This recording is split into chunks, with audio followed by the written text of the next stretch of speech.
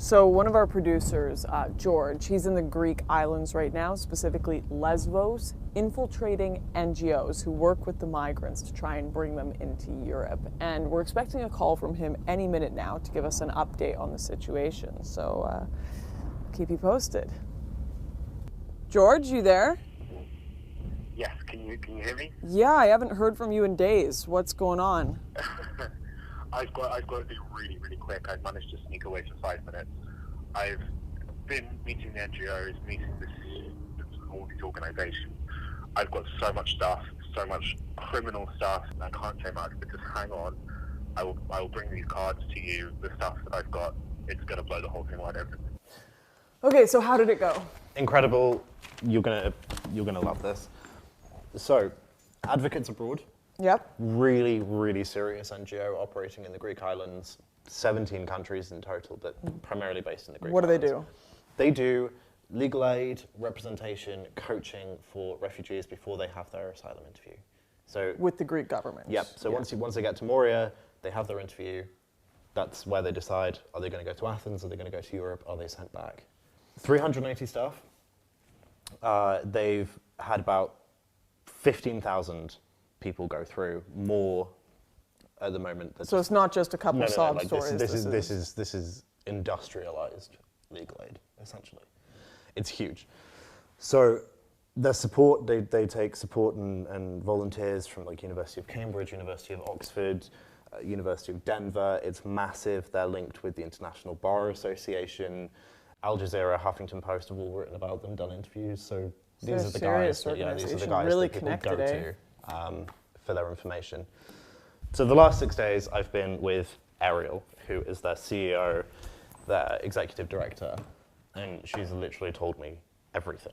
All the stuff that they shouldn't be doing. All the stuff that, worse stuff than we thought that they might be doing. What does that mean? So I've got all these recordings, because obviously I recorded everything so that we can use it. They're cheating the system, massively cheating the system to get these people in. Just listen to this. So we teach them how to like literally, sometimes it's like as simple as this, and then how to tell their story, like how to frame it, how to literally explain it, and how to just like keep their private emotions and their private trauma private, because all of this acting is a shield. Like you have to coach people on like physicality. Yeah, I see it like I tell them that this is acting. All of this is acting. It's all acting the same. This is theater. So for them to get through, they must act their part in the theater. And that is the refugee and trauma, because these Yazo officers are so fucking stupid that all they know is what is written on the paper. Yazo says this is refugee and trauma. They have these characteristics. So we coach people how to have these characteristics. So they're admitting that they're teaching them to act. Yeah. She literally keeps talking about these refugees as actors, as a theatre production. So the government have created a process to try and find real refugees amongst tons of people that are trying to illegally migrate to Europe, and they're making it into a theatre class so everyone gets in. Yeah, essentially. Even if they're not a genuine essentially, they've worked out what the interviewers are looking for, and they're teaching people how to do that, how to be that. That is incredible. Let me find you this other one, actually. So like there's a formula we came up with, which is ironic because I suck at formulas, but it's like significant events, date, and location. So the way you answer all these questions is the same way. In December 2017 in Izmir, Turkey, I was threatened for being a Christian because my boss and his friends jumped me when I was leaving my church. This is the Bible they tried to tear up. This is the crucifix I was wearing that they tried to tear, and it made me feel unsafe as a Christian in Turkey. But boom. And that way you have the event, the date, and the location. So you've given them a very specific answer, and you've kept it to be a tight, short answer as well, rather than rambling about. So they're much more likely to believe it. Exactly right. Yeah, and it's much harder to refute because exactly because you have all the elements in there. Like our narrative timeline format like has like a fill in the blank section at this point, and then we have like 2 examples for the home country being like significant date and location. And then ditto for Turkey, and then ditto for any other country to live in. So consistency is the most important thing. Even if you find yourself in a position where you have to lie because you suddenly remembered something else, that's just to stay with what you have said. So they've got experts that have made a list of refugees will act like this. They'll have these things that they'll say. They know what actual persecution happens under these governments. And these legal advocates are teaching people the words to say. Yeah, she's been very explicit with me. They have literally lists of words. So if you're vague, if you're uncertain, any of that stuff, those are buzzwords that if the interviewer writes those down, you don't get your asylum. But on the other hand, there are certain words that if the interviewer writes down, certain characteristics, literally emotion, if you're emotional, then they will wave you through. And they put in the decision whether or not you acted with emotion. So you have to be like, or crying, or stopping, or throwing up, or asking for a break. So it's becoming an actor. You have to tell people to ask to take a break. Oh, we do. We actually do role playing. And so like we prepare for the folder. So like the first role playing activity we do is like us being them, and they're the officer. And then we poke around after they've had some practice to see how should I walk into the office, how should I introduce myself, how should I give them the folder, and then how do I sit down, and then when do I stand up, when do I show them how to pray. Why would you need to show them how to pray? Because it's a good way to show honesty.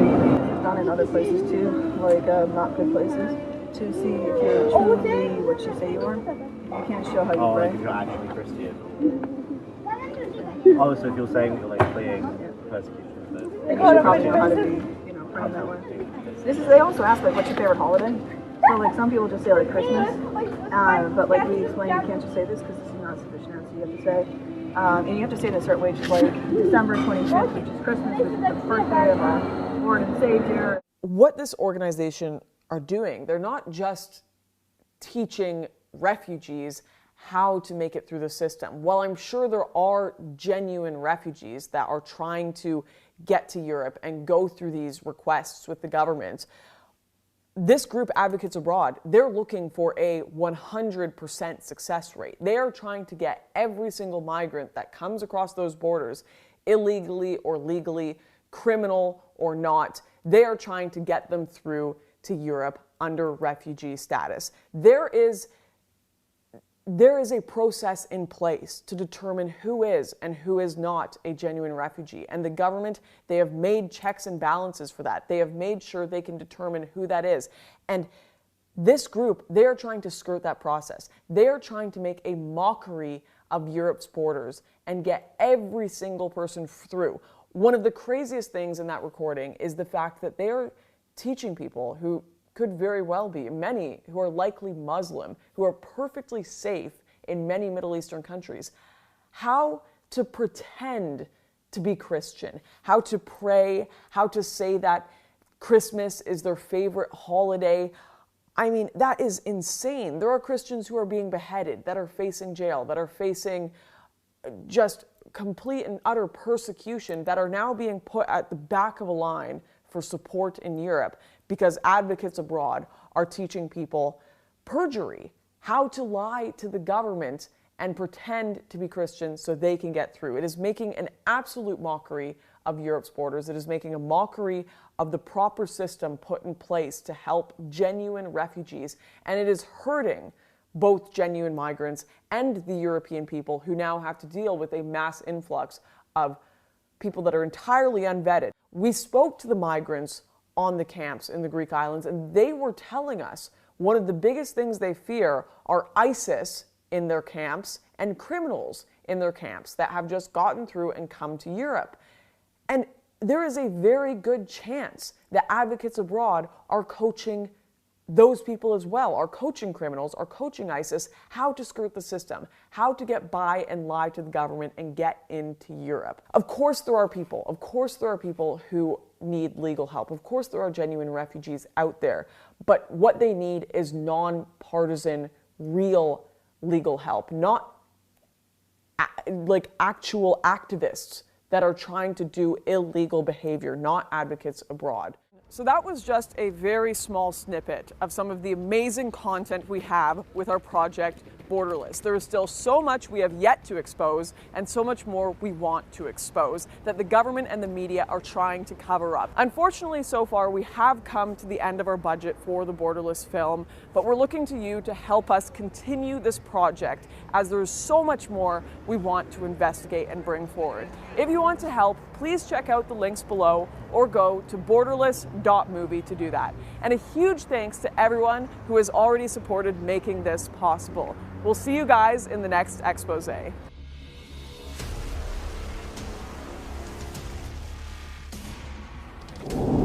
the leader was like properly involved with smugglers? Of course they were. I mean, we all are to some degree. Like, there's